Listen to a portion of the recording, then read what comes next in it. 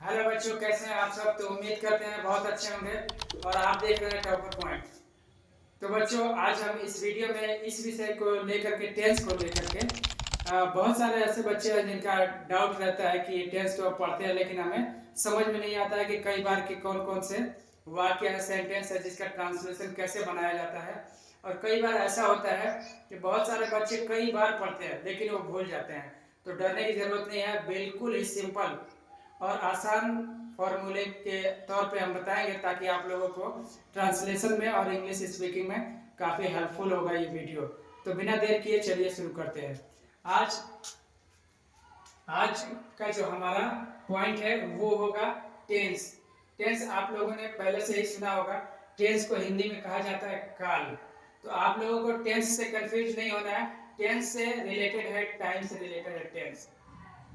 जो टाइम है वही होता है टेंस, यानी कि टेंस और टाइम दोनों एक दूसरे से जुड़े हुए हैं। इसी टाइम को जो हम पढ़ाते हैं वो टेंस कहते हैं। टेंस को जानने के लिए कई बार ऐसा होता है कि कई बार कोई क्वेश्चन पूछ देता है, आप तो टेंस पढ़ते हैं लेकिन टेंस किसे कहते हैं, टेंस किसे कहा जाएगा। तो चलिए बिना देर किए बता देते हैं आपको कि टेंस किसे कहते हैं। यहाँ पे लिखा हुआ कि काल से किसी कार्य के होने का समय, काल से किसी कार्य के होने का समय, काल यानी कि टाइम।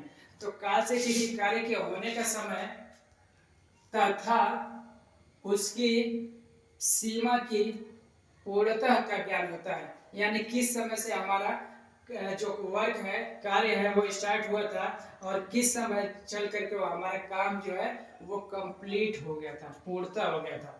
इसी के बारे में जानने के लिए हम क्या सीखते हैं, टेंस सीखते हैं। और इसी को हमने टेंस बोला जाता है कि काल से किसी कार्य के होने का समय तथा उसकी पूर्णता का ज्ञान ही हमें टेंस कहलाता है। इसके बाद नंबर आता है टेंस कितने प्रकार के होते हैं। तो टेंस मुख्यतः 3 प्रकार के होते हैं। यहाँ पे हमने लिख दिया है, आपके आसानी के लिए हमने लिख दिया था ताकि आप लोगों का ज्यादा जो टाइम है वो वेस्ट ना हो। यहाँ पे लिखा है कि काइंड ऑफ टेंस, यानी कि काल के प्रकार। टेंस कितने प्रकार के होते हैं। तो टेंस होते हैं मुख्यतः 3 प्रकार के।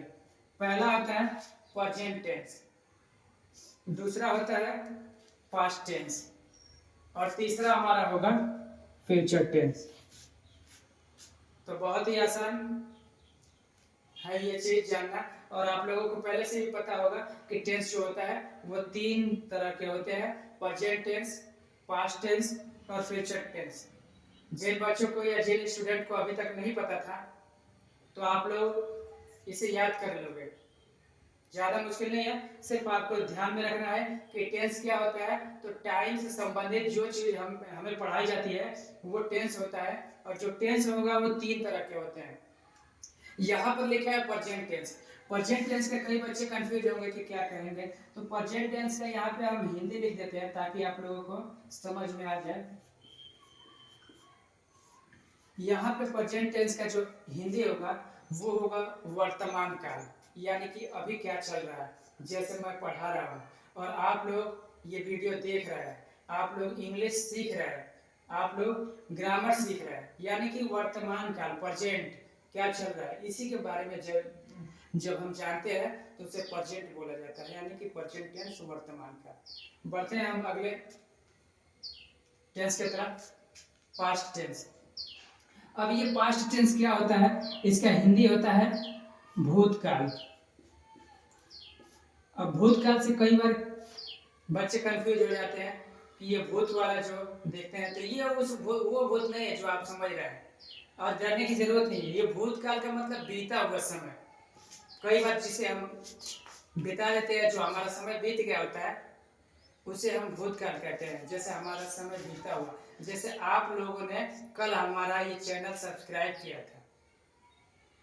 पिछले वीडियो में हम आपको क्या क्या पढ़ाएंगे ये हमने बताया था, यानी कि जो हमारा टाइम बीत चुका है वो हमारा पास्ट टेंस के अंदर आएगा। तो बहुत ही सिंपल है।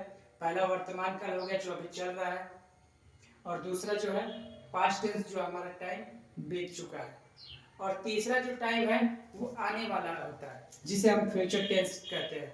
जैसे फ्यूचर टेंस का हिंदी आप सभी लोगों को पता होना चाहिए, या जिसे नहीं पता है वो कमेंट में अपना अपना जवाब लिख देंगे, ताकि उन लोगों का कमेंट हम पढ़ करके समझ जाएंगे कि कौन कौन सा बच्चा जो है उन लोगों को पहले से पता था। तो यहाँ पे हमारा हो जाएगा तीसरा, भविष्य काल, यानी कि भविष्य में क्या होने वाला है। जैसे भविष्य में मैं इसके आगे ये सारा टेंस पढ़ाने वाला हूँ, और आप लोग ये पढ़ करके इंग्लिश सीखने वाले हो, इंग्लिश बोलने वाले हो। ये सारे चीज आप लोगों को अगले वीडियो में पढ़ाया जाएगा। तो आज के लिए सिर्फ इतना ही हमें सिखाना था।